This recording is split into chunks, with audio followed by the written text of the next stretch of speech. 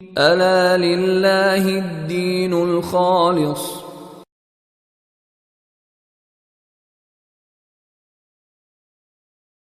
تو جن بندوں کے کلام پر بندے فریفتہ ہو جائیں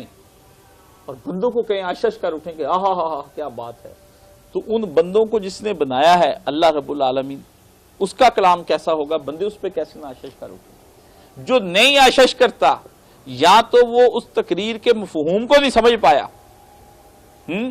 یا اس تقریر کے مفہوم کو تو سمجھتا ہے لیکن شیطان کے زیر عتاب ہے، وہ سمجھتا ہے کہ اگر آج میں مان گیا تو پھر کل کو بعد میں مجھے عمل بھی کرنا پڑ جائے گا، اور عمل اگر مجھ سے ہونا نہیں ہے تو بہتر نہیں کہ اس کلام کو ریجیکٹ کر دیا جائے۔ یہ ان لوگوں کی نفسیات ہے ان کے پیچھے۔ اس لیے یہ کوئی ایسی چیز، اور کوئی ایسی چیز نہیں قرآن کریم فرقان حمید میں جس کو آپ یونیورسل ٹروتھ کے طور پر، فاقی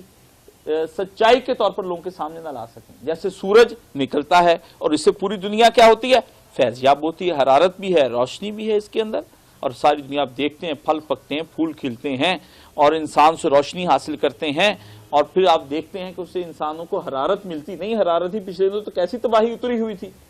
تو سیم لائک ایسے آپ اسے سمجھ لیں قرآن کریم بھی کیسا ہی ہے، ایک سچائی ہے،